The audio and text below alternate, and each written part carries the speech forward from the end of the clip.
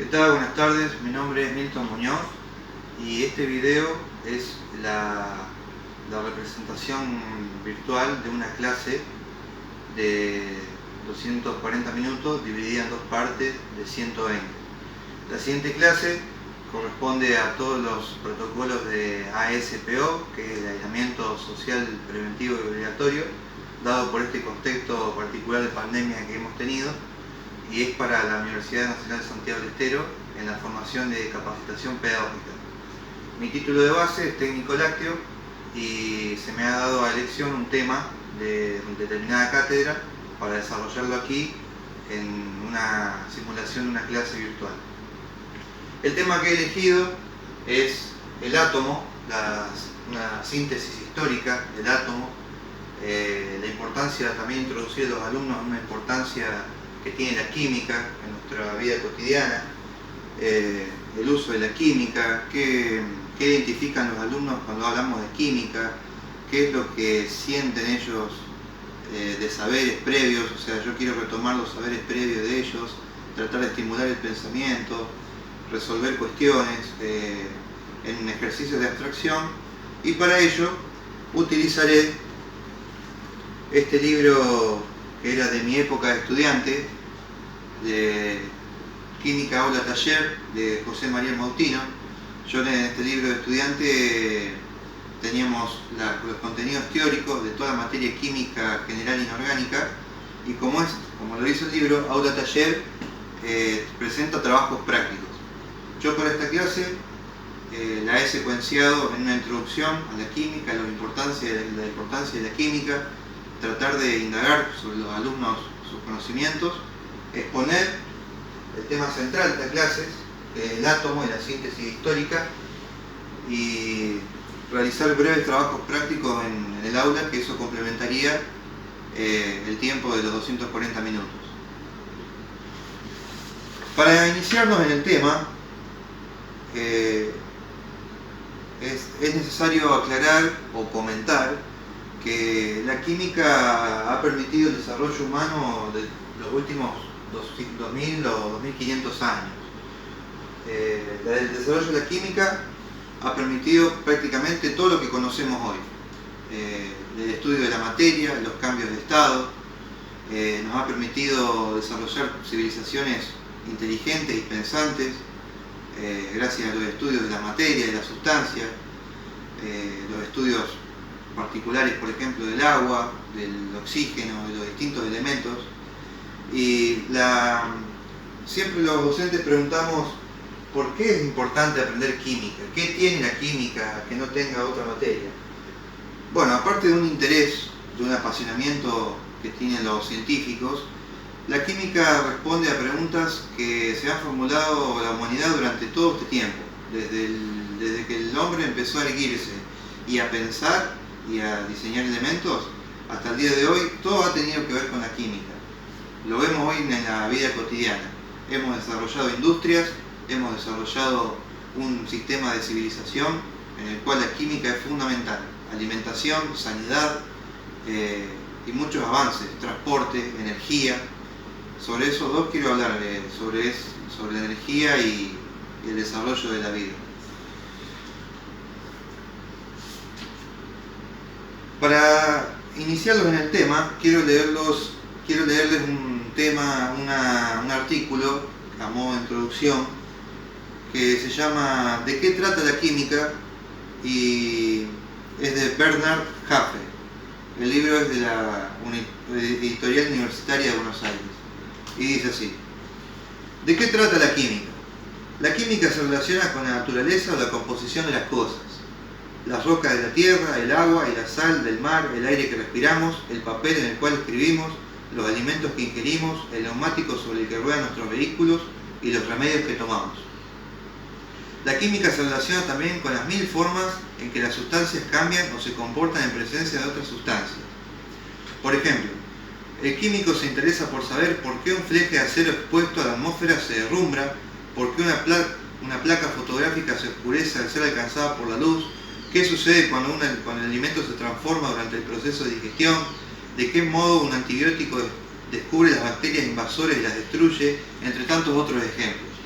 Como vemos, la química está presente en cada aspecto de la vida, por más mínimo que sea. Podemos estar atentos o no, pero una actitud de reflexión y observación nos permite saber que la química está presente en todo. El texto sigue y dice: en otras palabras, la química estudia cualquier gas, líquido o sólido que forme parte de nuestro mundo o de cualquier luna, planeta o sol, entre las trillones de estrellas que tachonan los cielos. Más aún, el químico ha creado cosas nuevas que la naturaleza jamás pudo producir: colorantes artificiales que rivalizan con los colores del arco iris, fibras sintéticas que superan a las que produce la oveja, el gusano o la seda o el algodón, y drogas más potentes que cualquier extracto obtenido de minerales, vegetales o animales. Como toda ciencia natural, la química se basa en observación y un desarrollo de determinados problemas. El texto sigue y comenta lo siguiente. A modo de reflexión, con los alumnos yo puedo preguntar: ¿han pensado alguna vez cómo sería este mundo si no hubiera tenido el descubrimiento y el desarrollo de la química? El texto en parte contesta esto y dice: sería un mundo en el que al nacer un niño solo tendría una esperanza de vida de 35 años. Menos de la mitad de la prevista para un niño de hoy, porque no se dispondría de los alimentos y las medicinas que se encuentran en la actualidad. Imagínense, si no hubiera desarrollo de química, prácticamente la vida sería un calvario en la Tierra, o habría por lo menos muy poca esperanza de vida. Sería un mundo en el cual el hombre permanecería todavía pegado a la Tierra, sin alas para volar y sin aviones de chorro para lanzarlos de Buenos Aires a París en menos de 10 horas a velocidades supersónicas. Esto tiene que ver con el desarrollo social y económico de la humanidad. Hemos pasado de utilizar los músculos, primero nuestros músculos, después los músculos de los animales y luego a complejas estructuras energéticas dadas por la Tierra, que es algo fundamental. En la Tierra abunda materia y energía. Después profundizaremos en este desarrollo, cómo se interrelacionan entre ellas. La energía en la naturaleza existe de manera libre y el hombre ha sabido, digamos, fraccionarla para su provecho. Tenemos energía de los mares, energía eólica, energía geotérmica, energía calorífica y solar y lumínica del sol, etc. El ser humano, por ejemplo, ha potenciado esto con la energía nuclear, que también podemos profundizar en el conocimiento de los alumnos con qué relacionan la palabra nuclear y en qué contexto lo han visto.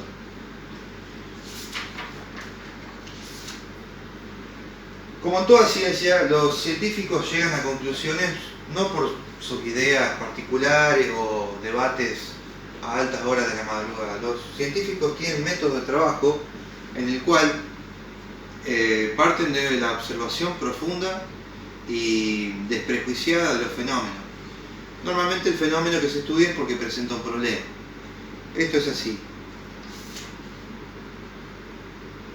La tarea del científico requiere paciencia, esfuerzo y obviamente una pasión por el descubrimiento y el saber. Es una posición filosófica, digamos, como tenía el filósofo antiguo, de siempre saber y nunca colmarse con los saberes que ya tenía. Los científicos están en permanente búsqueda basándose en la observación, la reflexión y la experimentación. Por ello cuentan con el método científico o experimental, del cual quiero hablarles ahora. El análisis de un caso nos permite partir de una observación atenta y cuidadosa en los hechos o fenómenos que queremos estudiar, o de la naturaleza que nos rodea. Después de la observación se plantea el problema. ¿Por qué estamos estudiando eso? ¿Por qué nos interesa? ¿Qué queremos saber y a dónde queremos llegar? Después del problema, el investigador, con la información que cuenta, puede realizar una hipótesis, que es una respuesta provisoria, pero no es algo definido. La hipótesis puede plantear por qué sucede tal cosa, pero no tiene una respuesta definitiva. La hipótesis es una manera de suponer, y por eso de ahí parte todo el esquema de trabajo que sigue.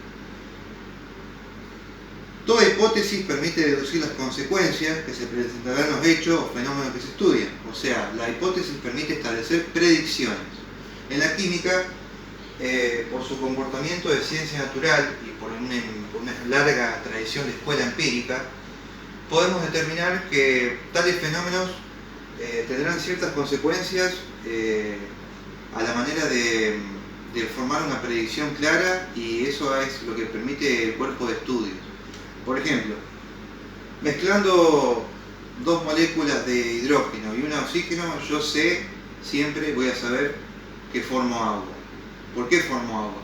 Porque esas dos moléculas, muy afines entre sí, están presentes en la naturaleza y contamos con un largo estudio de la misma, ya sea en sus distintos estados de materia, como el hielo, el vapor, el agua líquida, etc. Después de partir de una predicción, se recurre a la experimentación. El científico tiene que probar que su predicción, que su cuerpo teórico fundamente su hipótesis, y en el cual promueve también el método de falsabilidad. Esto quiere decir que si otro científico hace el mismo experimento en las mismas condiciones, el resultado debería ser idéntico. Este es el cuerpo inicial de la ciencia. Permite que el experimento valide teorías o suposiciones previas para que cualquiera pueda comprobarlo. Luego del experimento se recurre a un análisis y la interpretación de los datos obtenidos, que es una rigurosa investigación o escritos. En la historia de la ciencia hemos visto postulados o la teoría de tal o cual científico. Esto siempre está basado en evidencia y en un arduo trabajo científico de campo. Después de eso se llegan a las conclusiones. La conclusión permite la opción de dos caminos.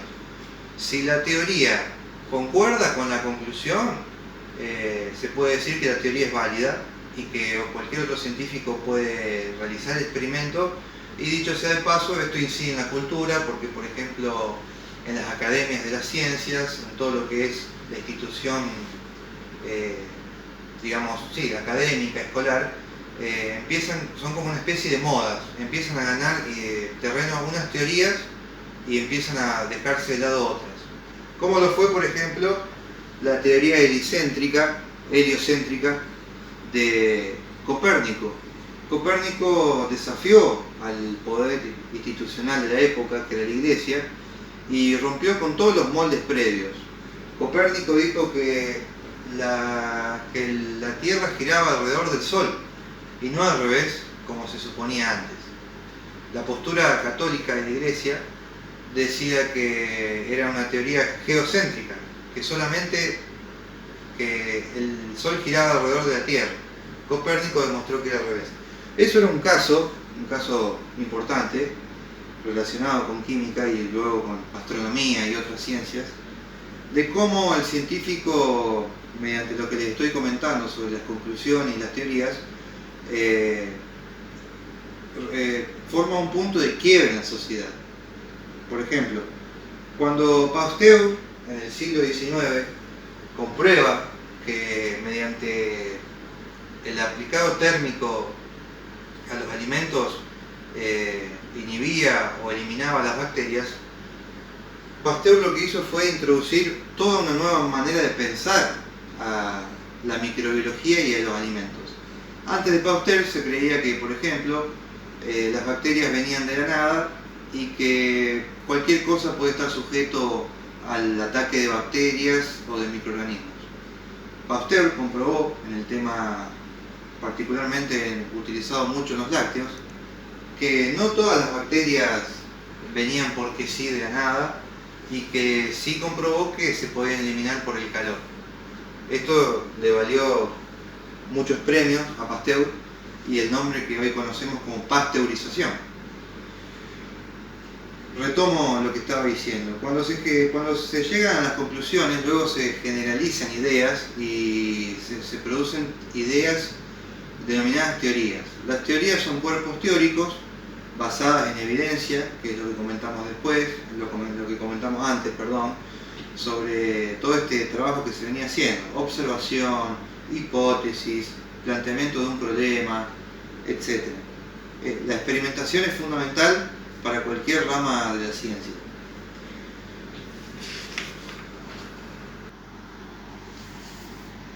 Como hemos hablado, podemos observar que todo lo que nos rodea, el universo, nuestros cuerpos, los objetos, están dotados de materia.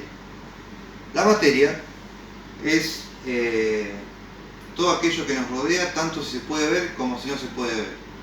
Los cuerpos, las cosas tangibles, observables, son porciones limitadas de materia. Se caracterizan por ser impenetrables, ocupan un lugar definido en el espacio, tienen volumen.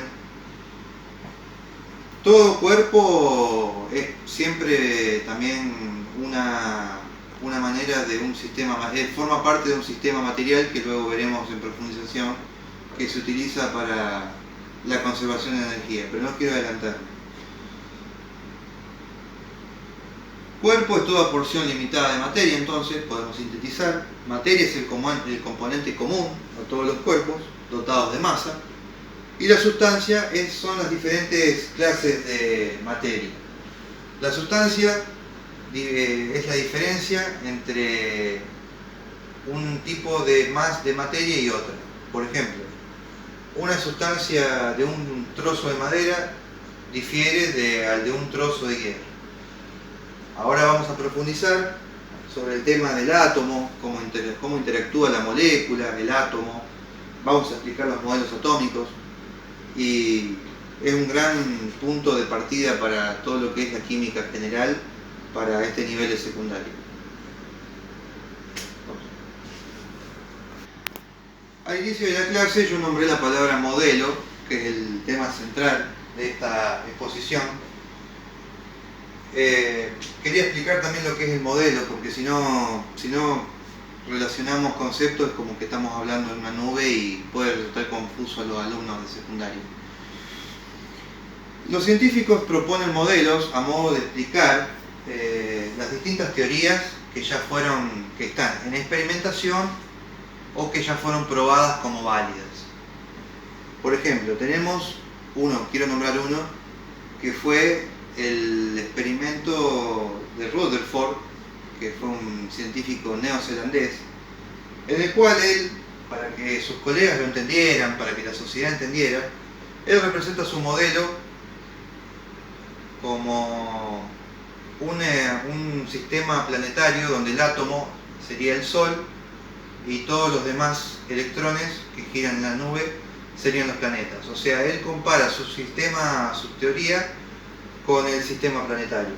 Ese es uno. Hoy si no, también por ejemplo tenemos a Thomson, en el cual particularmente vemos que le gustaban las tortas, porque él compara su modelo atómico con el budín de pasas, y él dice que el núcleo que compone el protón, donde está el protón, dice que los electrones que están incrustados a él como si fuera un budín de pasas, o sea, los electrones serían las pasas en el cual configuran toda la masa del núcleo. Volviendo a lo anterior, los modelos sirven para explicar abstracciones de manera que se entienda en el mundo académico, que se entienda en las escuelas, y son una serie de presupuestos validados científicamente. Por ejemplo, quiero leer esta parte porque me parece interesante. Para interpretar la naturaleza, los científicos proponen representaciones lo más aproximadas posibles a la realidad, que suelen denominarse modelos. Estos modelos se elaboran a partir de los resultados de la experimentación y su validez se prueba por medio de nuevos experimentos. Si explican correctamente el comportamiento de la materia, siguen en vigencia, o de lo contrario, son modificados o reemplazados por otros nuevos. Muchas veces no solamente son reemplazados o modificados, sino que son directamente descartados. Como por ejemplo la visión que se tenía de antes de la pasteurización, el tema de que los gérmenes, los microorganismos surgían de la nada, digamos. Eso era la generación espontánea que Pasteur desplomó por completo. O sea, el experimento de Pasteur, en ese caso de biología, echó por tierra todo lo que se venía concibiendo anteriormente. Por medio de los modelos se trata de explicar hechos o fenómenos que no se pueden observar directamente, tales como la estructura química, la naturaleza de la luz, la electricidad, etc. Los modelos que se han elaborado son numerosos, pudiendo citarse como referencia la teoría atómica, la teoría cinético-molecular, el modelo atómico de Bohr, la teoría ondulatoria de la luz, los diagramas moleculares, las fórmulas químicas y demás. Como contamos con un espacio, con un tiempo de presentación limitado, si quiere, yo voy a exponer los modelos más relevantes, porque me parece que son el eje central de cómo llegamos a conocer el átomo. Pero primero quiero hablar sobre el átomo, sobre su primera concepción. El átomo viene de la antigua Grecia, es una concepción griega de los filósofos Demócrito y Leucipo en el siglo V a.C., en el cual estos filósofos parten de esta pregunta, y es la que yo me gustaría compartir con ustedes, los alumnos, sobre este siguiente ejercicio abstracto. ¿Qué pasa si tomamos un trozo de madera y lo dividimos y después lo volvemos a dividir y así hasta prácticamente el infinito? ¿Qué creen ustedes que pasaría? ¿Nos quedaríamos sin madera o encontraríamos algo en particular? Una respuesta que daban estos filósofos griegos es la de que nos encontraríamos con el átomo. ¿Y qué es el átomo? La palabra proviene justamente del griego, significa sin división, a sin división, tomo, a sin tomos, división, sería sin división o indestructible. El átomo era concebido una idea en la cual era el último fin de la materia, o sea que dividiendo cosas hasta el infinito no podría haber otra cosa que el átomo. Eso fue el puntapié inicial de lo que es la química moderna, una idea griega como la mayoría de las cosas. Estos dos científicos, me parece curioso el dato, se oponían a las concepciones griegas de otros maestros como Aristóteles y Platón. Estos filósofos también trataban de complementar sus ideas con, por ejemplo, la teoría de Empédocles, que era la teoría de los 4 elementos. Empédocles, a modo de aventurar una explicación científica, que no lo era porque no había método científico, decía que toda la naturaleza está compuesta por 4 elementos: tierra, aire, fuego y agua. Lo cual parece lógico, pero era una teoría muy general, como las de Demócrito y las de Leucipo, donde solamente se hablaba y no se podía demostrar nada. Es decir, requería mucha imaginación.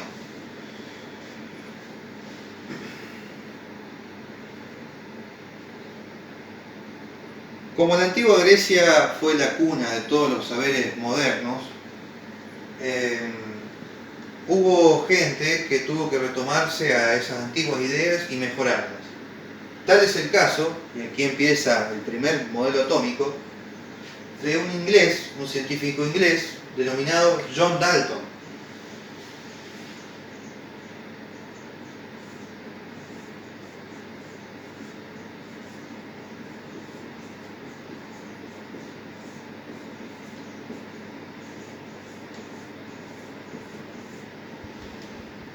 John Dalton retomó las antiguas ideas de Demócrito y Leucipo, los griegos, para postular su teoría atómica, en la cual resultó un gran avance en ese momento. Porque, imaginemos, pasamos de la antigua Grecia al siglo XIX, o sea que prácticamente hubo 10 siglos de oscuridad química, o sea, no hubo conocimientos relevantes. Dalton lo que postula es lo siguiente: la materia está formada por partículas muy pequeñas e indestructibles, llamadas átomos. Las sustancias simples están constituidas por átomos simples. Todos los átomos de un mismo elemento son idénticos entre sí, principalmente en su masa, forma y tamaño. Las sustancias compuestas están formadas por átomos compuestos que resultan de la unión de átomos simples de elementos diferentes. Toda reacción química consiste en una unión o separación de átomos. y volúmenes iguales de gases diferentes en las mismas condiciones de presión y temperatura contienen igual número de átomos. Es importante destacarles que unos 20 o 30 años antes, Lavoisier, un científico francés,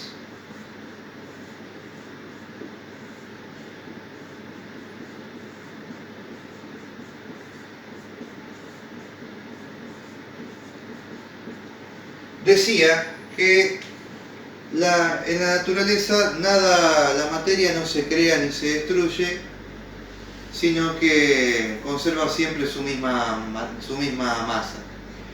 Lavoisier es considerado el padre de la química y mediante un experimento, que se los voy a comentar, demostró fielmente que la materia sufre cambios físicos o químicos, pero parte de su definición que es esta. En todo sistema aislado, la cantidad de reactivos y la cantidad del producto que se produce en una reacción química son iguales. Es decir, la materia no se crea ni se destruye, sino que se transforma, de manera muy parecida a la energía. Ustedes han visto que la energía no se crea ni se destruye, se transforma. La energía lumínica del Sol puede transformarse en energía calórica, la energía de los mares puede transformarse en energía hidráulica, que luego puede transformarse a su vez en energía eléctrica. Es decir, los ejemplos abundan. De manera muy parecida, la energía y la materia están muy relacionadas. En esto también interviene Einstein muchos años después, pero lo que quiero decir con estos dos científicos es que ellos sostenían que la materia no solo que no podía destruirse, como decían los antiguos griegos, sino que se transforma y sufre transformaciones químicas. Lavoisier, en su experimento, lo que hizo fue poner en un sistema, en un envase de vidrio envasado al vacío, o sea que no tenía presencia de oxígeno, puso unos gramos de mercurio, en ese momento era como una piedrita, y lo calentó durante 12 días. Al término de los 12 días se encontró con que había óxido mercúrico y lo pesó. Él había pesado la cantidad que había introducido y luego la cantidad que tenía que pesar, y para su sorpresa descubrió que la masa, la cantidad de materia era la misma, pero se había transformado. El mercurio pasó a ser óxido mercúrico, tuvo una transformación química, pero su materia siguió siendo constante. Dalton, relacionando el concepto, retoma esa idea, o digamos, la sustenta con su teoría del átomo, en donde el átomo es pequeño, indivisible, que el átomo simple se combina con otro átomo simple formando una molécula, etc. Y acá vemos una relación de dos científicos en un margen de tiempo relativamente breve, cómo conectan sus ideas. La teoría de Dalton fue muy importante porque permitió realizar combinaciones de una manera estequiométrica. Estequiometría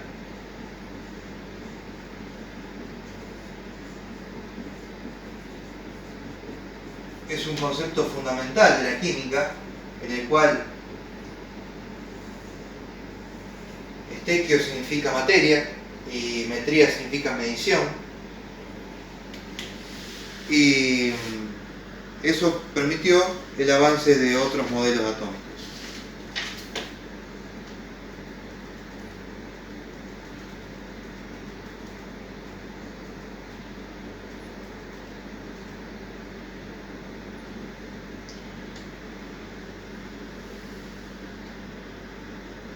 En 1904, un científico inglés llamado Thomson retoma las ideas de Dalton y postula su modelo de pasa de uvas. Dalton lo que dice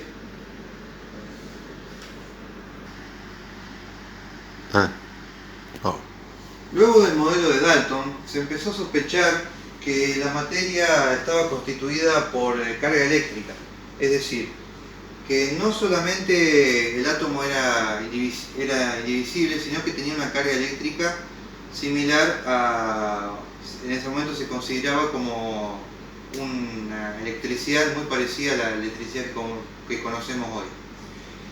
Rutherford, un científico neozelandés, interpreta esto y empieza a indagar sobre los postulados de Dalton y dice lo siguiente: el átomo está formado por un núcleo central con carga eléctrica positiva rodeado por los electrones negativos. Thomson en su modelo decía que en el modelo de pasa de uvas los electrones eran las uvas y el núcleo, que era donde estaba contenido la mayor parte del protón o viceversa, era la parte positiva. Sabemos que los protones tienen carga positiva y los electrones tienen carga negativa. Hasta ese momento solamente se hablaba de esos dos elementos y luego, con el tiempo que ya vamos a ver, se empezó a hablar de neutrones. Lo que dice Rutherford es que el núcleo es muy pequeño con relación al diámetro total del átomo, pero contiene la mayor parte de la masa atómica. Esto indica que el átomo tiene grandes espacios vacíos sin partículas materiales. Los electrones giran alrededor del núcleo sin chocar con él, a distancias variables, pero sin exceder un cierto diámetro. O sea, en su modelo de Thomson, me olvidé de nombrarlo, pero ahora lo pongo.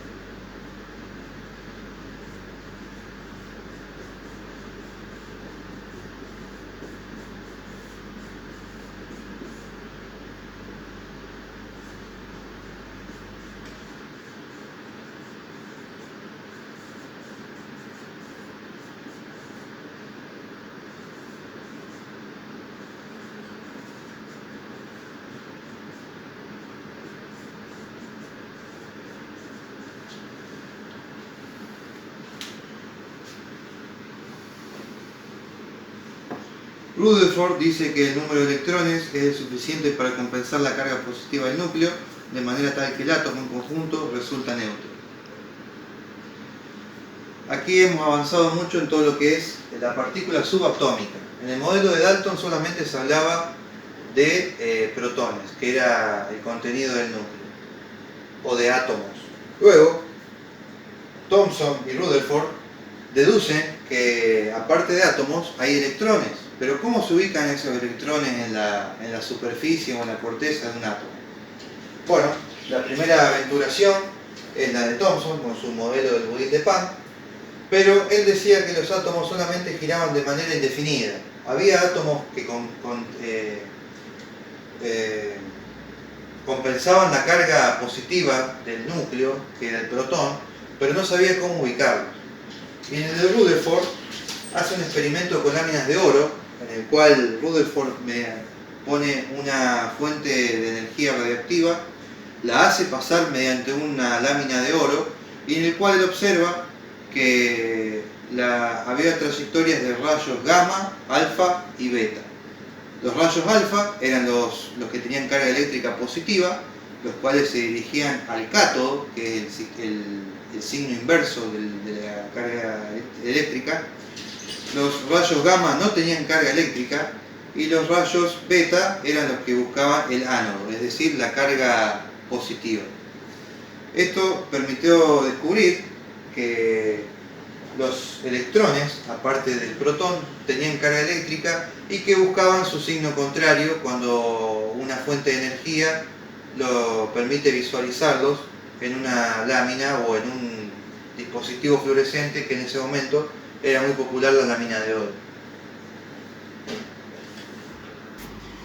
Quiero destacar también que Rutherford, aparte de su modelo, con el experimento de lámina de oro, en el cual determinó la naturaleza eléctrica de ciertos rayos, también propuso que en el núcleo, que el átomo estaba compuesto por neutrones, lo que yo venía nombrando antes, en el cual determinó mediante matemáticamente por qué siempre había como un número que faltaba en la composición del átomo.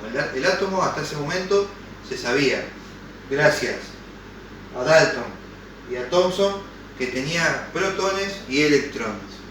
Rutherford determina los rayos catódicos y también determina un componente importante que luego veremos por qué, la presencia del neutrón.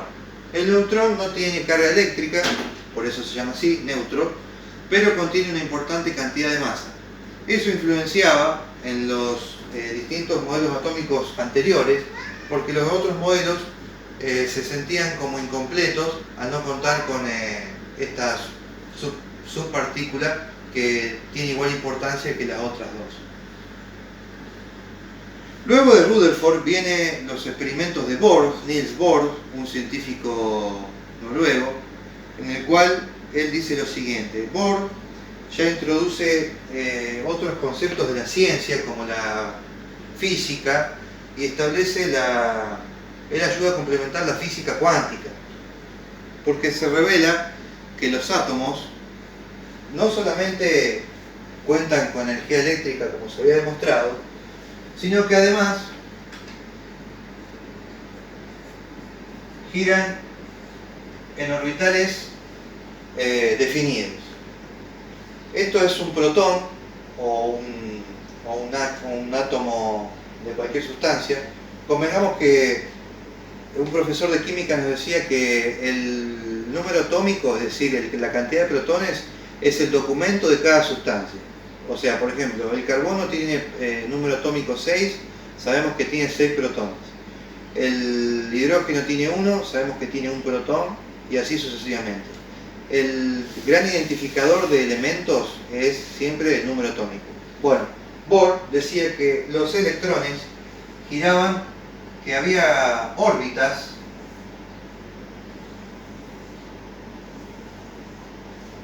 como pétalos de una flor, digamos, en el cual los electrones giraban de manera definida y no lo hacían de manera aleatoria como pensaban los otros científicos como Rutherford.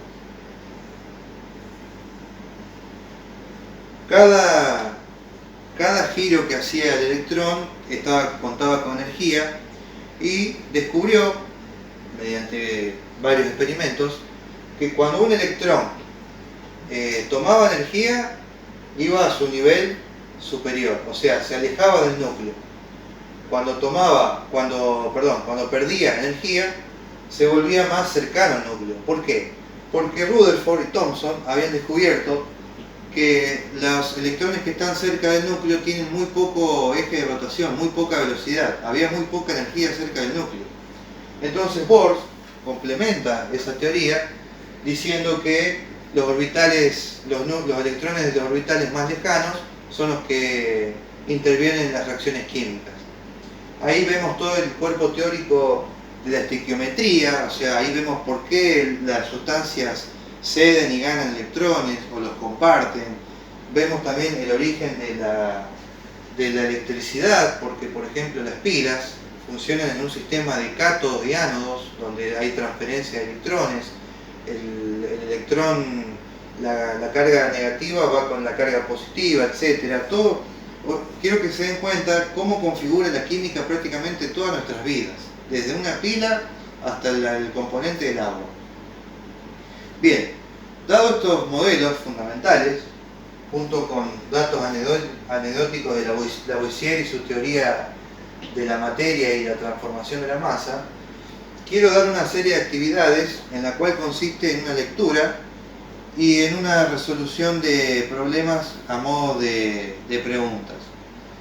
Por ejemplo, para introducir, como había hecho yo, quería que interpreten y profundicen en una reflexión sobre la importancia de la química en la vida moderna, en nuestras vidas, y por qué creen que es fundamental en el desarrollo de la sociedad. ¿Qué piensan que son los avances más importantes de la química? En medicina, en alimentos. Eso quiero que reflexionen profundamente.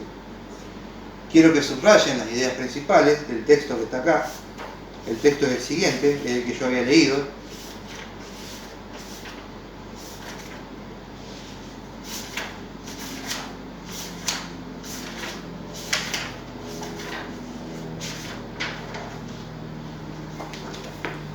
Este es el texto principal. ¿De qué se trata la química? Junto a este, que es el anexo.